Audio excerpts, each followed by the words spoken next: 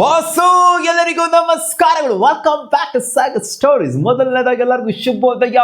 The final showdown is yo RCB versus GT qualifier 1. So ಮತ್ತೆ ತಿರ್ಗಾ ಬಂದು ಕೂತ್ಕೊಂಡೈತೆ ಫೈನಲ್ಸ್ ಅಲ್ಲಿ. ಸೊ ಮತ್ತೆ ರಿಪೀಟ್ ಅಲ್ಲಿ ಕ್ಯಾಶ್ ಮಾಡ್ತಾರ RCB ಅಥವಾ ಏನಾದ್ರೂ ಗೂಟ ಇಡ್ತಾರ GT ಅಂತ ಕಾದ್ ನೋಡ್ಬೇಕು. GT ಅವರ ಹೋಮ್ ವೆನ್ಯೂಲಿ ಆಗ್ತಾ ಇರುವಂತ ಮ್ಯಾಚ್ ಅಹಮದಾಬಾದ್ ಅಲ್ಲಿ ನರೇಂದ್ರ ಮೋದಿ ಸ್ಟೇಡಿಯಂ ಅಲ್ಲಿ. ಸೊ ಇಲ್ಲಿನ ಆವರೇಜ್ ಫಸ್ಟಿಂಗ್ ಸ್ಕೋರ್ ವಿಚಾರಕ್ಕೆ ಬಂತು ಅಂತಂದ್ರೆ 190 ಅಂಡ್ ಅಬೋವ್ ಇದೆ. ಸೊ ಇದು ಬ್ಯಾಟಿಂಗ್ ಪ್ಯಾರಡೈಸ್ ಅಂತಾನೆ ಒಂದು ರೇಂಜಿಗೆ ಅರ್ಥ. ಬ್ಲಾಕ್ ಸಾಯಿಲ್ ವಿಕೆಟ್ ಕೊಡ್ತಾರೆ, ರೆಡ್ ಸಾಯಿಲ್ ವಿಕೆಟ್ ಕೊಡ್ತಾರೆ, ಇನ್ನ ಸಹ ಗೊತ್ತಿಲ್ಲ. ರೆಡ್ ಸಾಯಿಲ್ ವಿಕೆಟ್ ಕೊಟ್ರೆ ಖಂಡಿತ ಆಬ್ವಿಯಸ್ಲಿ ಒಳ್ಳೆ ಬೌನ್ಸ್ ಇರೋದ್ರಿಂದ ಜಾಸ್ತಿ ಸ್ಕೋರ್ ಬರುತ್ತೆ. ಇಲ್ಲ ಅಂದ್ರೆ 200 ಒಳಗಡೆ ಬಂದ್ರು ಬರ್ಬೋದು, ಹೇಳಕ್ಕಾಗಲ್ಲ. ಬಟ್ ನನ್ನ ಪ್ರಕಾರ ಫೈನಲ್ಸ್ ಆಗಿರೋದ್ರಿಂದ ಒಳ್ಳೆ ಬ್ಯಾಟಿಂಗ್ ಇರುವಂತ ಸರ್ಫೇಸ್ ನ ಕೊಡ್ತಾರೆ ಅಂತ, ಒಳ್ಳೆ ಅದ್ದೂರಿ ಆಗಿರುವಂತ ರನ್ಸ್ ಫ್ಲೋನ ಕೊಡ್ತಾರೆ ಅಂತ ಅನ್ಕೊಂಡಿದ್ದೀನಿ. ನೋಡಿ, 3 ಮ್ಯಾಚ್ ಕೂಡ ಪ್ಲೇ ಆಫ್ಸ್ ಅಲ್ಲಿ ಆಗಿರೋದು ಒನ್ ಸೈಡೆಡ್ ಮ್ಯಾಚ್ ಆಗಿದೆ. ಸೊ ಅಟ್ ಲೀಸ್ಟ್ ಇವತ್ತಿನ ಮ್ಯಾಚ್ ಆದ್ರೂ ಸ್ವಲ್ಪ ಬಾಯಿಗೆ ಬೀಜ ಎಲ್ಲ ಗುಲಾಬ್ ಜಾಮೂನ್ ಗಲಾಗಲ ಮಾಡಿಸ್ಲಿ ಅಂತ ಅನ್ಕೊಂತೀವಿ. ಕನ್ವಿನ್ಸಿಂಗ್ ಆಗಿದ್ರು ಓಕೆನೆ ನಾವು RCB.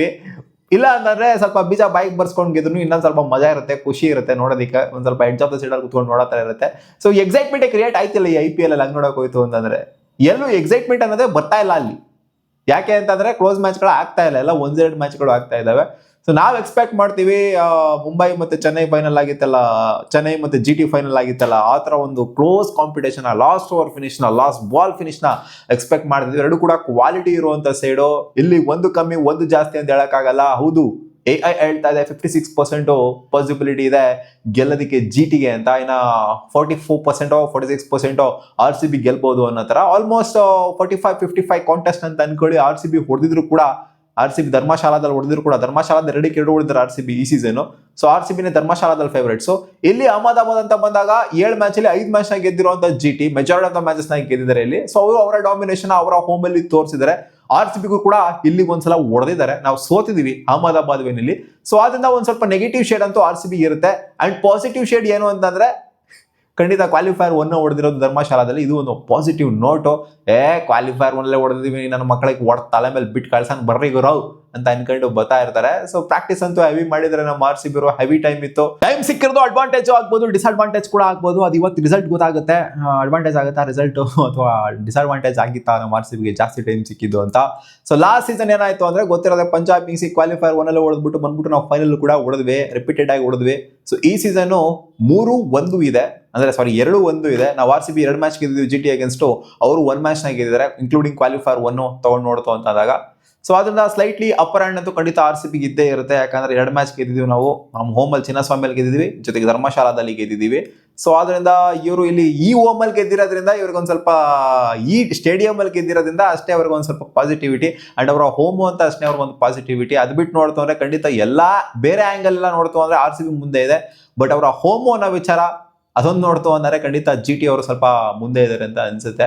ಅಂಡ್ ಖಂಡಿತ ಲಾಸ್ಟ್ ಮ್ಯಾಚ್ ನೋಡ್ತು ಅಂದ್ರೆ ಹೆವಿಲಿ ಕನ್ವಿನ್ಸಿಂಗ್ ಆಗಿ ಗೆದ್ದಿರುವಂತ GT. ನಮ್ಮ RCB ಏನ್ ಕಮ್ಮಿ ಇಲ್ಲ, ನಾವು ಕೂಡ ಹೆವಿಲಿ ಕನ್ವಿನ್ಸಿಂಗ್ ಆಗಿ ಗೆದ್ದಿದೀವಿ, ಇವರ ಅಗೇನ್ಸ್ಟ್ ಗೆದ್ದಿದೀವಿ. ಬಟ್ ಸಾಯಿ ಸುದರ್ಶನ್ ಮತ್ತೆ ಶುಭ್ಮನ್ ಗಿಲ್ ಇಬ್ರು ಬಿಗ್ಗೆಸ್ಟ್ ಥ್ರೆಟ್ ಆಗ್ತಾರೆ ನಮ್ಮ RCBಗೆ. ಯಾಕಂದ್ರೆ ಸಾಯಿ ಸುದರ್ಶನ್ ವಿಕೆಟ್ಸ್ ಮೇಲೆ, ಸ್ಟಂಪ್ಸ್ ಮೇಲೆ ಬ್ಯಾಟೆ ಇಸ್ಕೊಂಡ್ಬಿಟ್ಟು 2 ಮ್ಯಾಚ್ ಕೂಡ ಔಟ್ ಆಗಿದ್ದಾರೆ. ಇಲ್ಲ ಅಂತಂದ್ರೆ ಔಟ್ ಆಗುವಂತ ಮನುಷ್ಯನೇ ಅಲ್ಲ ಸಾಯಿ ಸುದರ್ಶನ್, ಅಷ್ಟು ಈಸಿಯಾಗಿ ವಿಕೆಟ್ ನ ಚೆಲ್ಲುವಂತ ಮನುಷ್ಯನೇ ಅಲ್ಲ. ಜೇಕೋಬ್ ಡಫಿಗೆ ಬಿದ್ದಂತ ವಿಕೆಟ್ ಅದು ಲಾಟ್ರಿ ವಿಕೆಟ್ ಅಂತಾನೆ ಹೇಳ್ತೀನಿ. ಅದನ್ನ ಗೆತ್ತಿರುವಂತ ವಿಕೆಟ್ ಅಲ್ಲ, ಲಾಟ್ರಿ. ಈ ಮ್ಯಾಚ್ ಇನ್ ಕೇಸ್ ಏನಾದ್ರು ಅದೇ ತರ ಎಸ್ಕೊಂಡು ಔಟ್ ಆಗೋಗ್ಬಿಟ್ರು ಅಂತಾರೆ ಸ್ಟಂಪ್ಸಿಗೆ, ಏನ್ ಬೇಕು ಅಂತ ಔಟ್ ಆಗ್ತಾವ್ರ ಅಂತ ಅನ್ಸ್ಬಿಡುತ್ತೆ. ಬಟ್ ಆದ್ರೂ ಕೂಡ 700+ ಹೊಡೆದಿರುವಂತ ಪ್ಲೇಯರ್ಸ್ಗಳು ಇಬ್ರು ಪಾಯಿಂಟ್ಸ್ ಟೇಬಲ್ ಅಲ್ಲಿ, ಅಂದ್ರೆ ಸಾರಿ ಆರೆಂಜ್ ಕ್ಯಾಪ್ ಲಿಸ್ಟ್ ಅಲ್ಲಿ ಟಾಪ್ ಆಫ್ ದ ಟೇಬಲ್ ಅಲ್ಲಿ ಬರ್ತಾರೆ. ವೈಭವ್ ಸೂರ್ಯವಂಶಿ ಇನ್ಕ್ಲೂಡ್ ಮಾಡ್ಕೊಂಡು ನೋಡ್ತು ಅಂದ್ರೆ 700+ ರನ್ ಹೊಡೆದಿರೋದ್ರಲ್ಲಿ ಸಾಯಿ ಸುದರ್ಶನ್ ಸಖತ್ತಾಗಿ ಆಡ್ತಾ ಇದ್ದಾರೆ. ಈ ಕಡೆಯಿಂದ ಶುಭ್ಮನ್ ಗಿಲ್ ಕೆಳಂಗಿಲ್ಲ, ಲಾಸ್ಟ್ ಮ್ಯಾಚ್ ಸೆಂಚುರಿ ಹೊಡೆದ್ಬಿಟ್ಟು ಆರಾಮಾಗಿ ಒಂಥರ ನೋಡಿ ಅವ್ರ ಸ್ಕೋರಿಂಗ್ ರೇಟೇ ಚೇಂಜ್ ಆಗೋಗ್ಬಿಟ್ಟಿದೆ. ಶುಭ್ಮನ್ ಗಿಲ್ ಮುಂಚೆ ಸ್ಕೋರ್ ಮಾಡ್ತಿದ್ದ ರೀತಿಗೂ ಇವಾಗ ಸ್ಕೋರ್ ಮಾಡ್ತಿರೋಂಥ ರೀತಿಗೂ ಇವಾಗ ಅಗ್ರೆಸಿವ್ ಆಗಿ ಆಡ್ತಾರೆ ಬ್ಯಾಟಿಂಗ್ ನ. ಕೆಳಗಡೆ ನೋಡ್ಬಿಟ್ಟು ರನ್ಸ್ ನ ತಗೊಂತಾರೆ ಪೋಪ್ಲಲ್ಲಿ.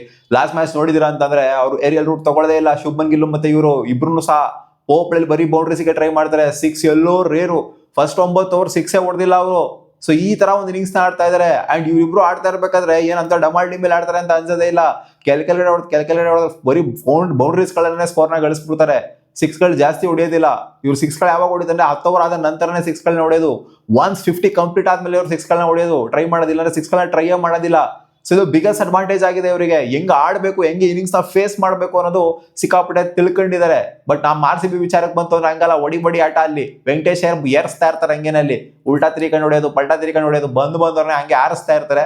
ಸ್ವಲ್ಪ ಪಾಸಿಟಿವ್ ಆಗ್ಬೋದು, ನೆಗೆಟಿವ್ ಆಗ್ಬೋದು.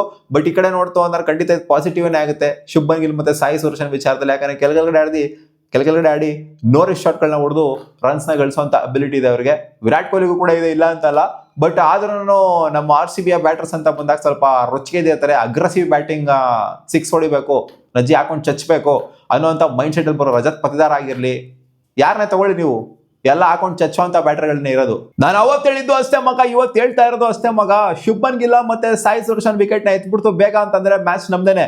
ಅವರಿಬ್ರು ವಿಕೆಟ್ ನ ಬಿಟ್ಕೊಂಡ್ರು ಅಂತಂದ್ರೆ ಅದು 236 ಟಾರ್ಗೆಟ್ ಚೇಸ್ ಡೌನ್ ಮಾಡ್ಬಿಡ್ತಾರೆ. And RCB in case first batting ಆಡ್ತಾ ಇದೆ ಅಂತ ಅಂದ್ರೆ, ಇನ್ ಕೇಸ್ ಆಡ್ತಾ ಇದೆ ಅಂದ್ರೆ ಫಸ್ಟ್ ಮ್ಯಾಚ್ ಅಲ್ಲಿ ಏನು ಮಾಡಿದ್ರು ಅಂದ್ರೆ ಕ್ವಾಲಿಫೈರ್ 1 ಅಲ್ಲಿ ಏನು ಮಾಡಿದ್ರು ಅದನ್ನ ರಿಪೀಟ್ ಮಾಡ್ಬೇಕಾಗತ್ತೆ, ಖಂಡಿತ ರಿಪೀಟ್ ಮಾಡ್ಬೇಕಾಗತ್ತೆ. ಇಲ್ಲ ಅಂತಂದ್ರೆ ಇವ್ರಿಗೆ 220 230 ಟಾರ್ಗೆಟ್ ಎಲ್ಲ ಕೊಡ್ತು ಅಂದ್ರೆ ಖಂಡಿತ ಅದು ಚೇಸಬಲ್ ತರನೇ ಅನ್ಕೊಂಡ್ಬಿಡ್ತಾರೆ ಅವರು. ಇವ್ರಿಗೆ ಕೊಡಬೇಕಾಗಿರೋ ಟಾರ್ಗೆಟ್ ನಾವು 250 ಮೇಲೆ ಕೊಡಬೇಕು. ಸೊ ಆ ತರ ಒಂದು ಅಗ್ರೆಸಿವ್ ಬ್ಯಾಟಿಂಗ್ ನ ಹೊಂದಿರಬೇಕು.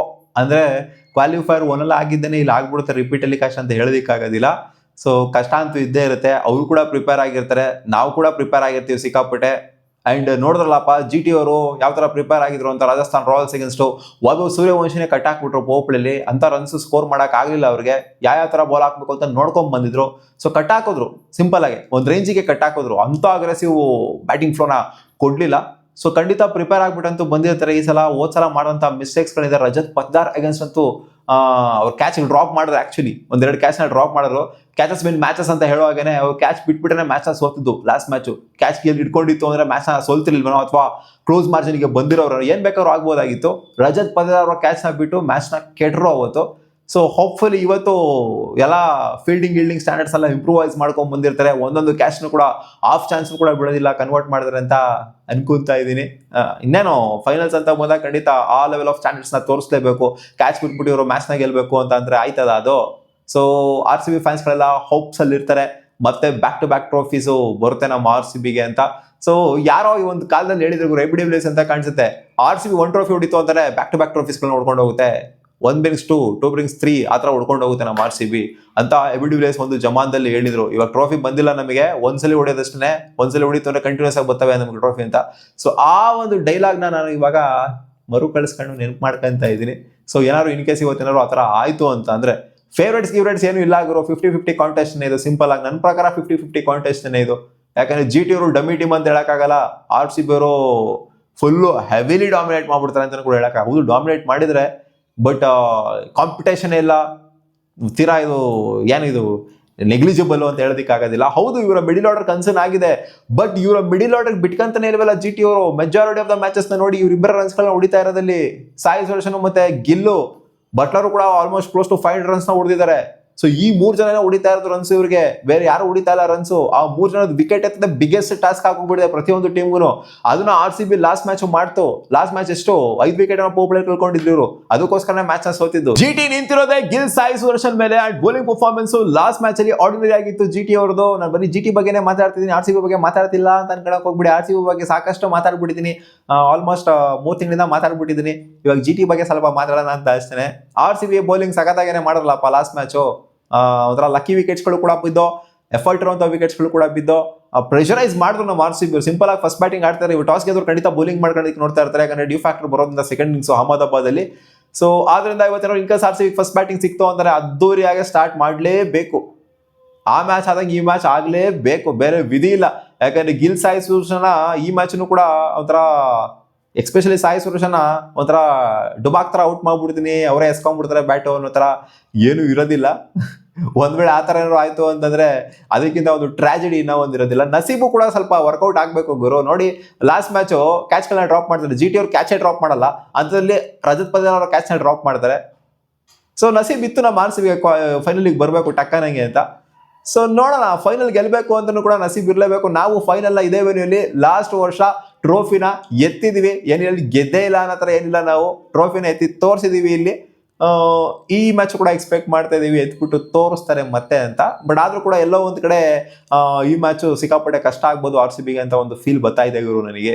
ಒಳಗಡೆಯಿಂದ ಬರ್ತಾ ಇದೆ RCB ಈ ಮ್ಯಾಚು ಈಸಿ ಇರೋದಿಲ್ಲ, ಆ ಕ್ವಾಲಿಫೈರ್ಸ್ ಒಂಥರ ಆಗೋದಿಲ್ಲ. ಈ ಮ್ಯಾಚು ಸಿಕ್ಕಾಪಟ್ಟೆ ಟಫ್ ಇರುತ್ತೆ ಅಂಡ್ RCB ನೇ ಗೆಲ್ಲುತ್ತೆ ಅಂತ ಒಂದು ಫೀಲ್ ಬರ್ತಾ ಇದೆ.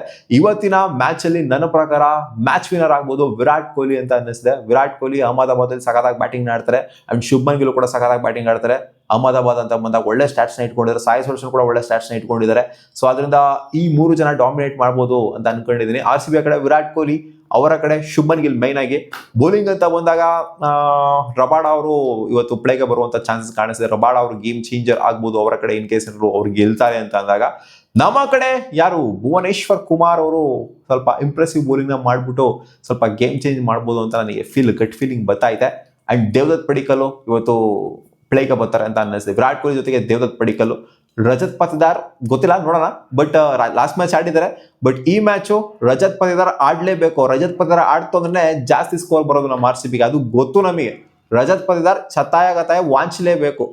ನೋಡೋಣ ಅದೇನಾಗುತ್ತೆ ಅಂತ. ನನ್ನ ಪ್ರಕಾರ ಇವತ್ತು DDP ಮತ್ತೆ ವಿರಾಟ್ ಕೊಹ್ಲಿ ಗೇಮ್ ಚೇಂಜರ್ ಆಗ್ಬೋದು ಅಂತ ನಾನು ಎಕ್ಸ್ಪೆಕ್ಟ್ ಮಾಡ್ತಾ ಇದ್ದೀನಿ. ಸೊ ನಿಮ್ಮ ಅನಿಸಿಕೆ ಏನಪ್ಪ ಇವತ್ತು RCBನ GTನ ಕಾಮೆಂಟ್ ಸೆಕ್ಷನ್ ಹಾಕಿ. ನನ್ನ ಪ್ರಕಾರ RCB ಇವತ್ತು ಅದ್ದೂರಿಯಾಗಿ ಗೆಲ್ಲಿಲ್ಲ ಅಂದ್ರೂ ಗೆಲ್ಲುತ್ತೆ 2ನೇ ಟ್ರೋಫಿ ಅಂತ ಅನ್ಕೊಂಡಿದ್ದೀನಿ. ನೋಡೋಣ, ಮತ್ತೆ ಸಿಗುವ.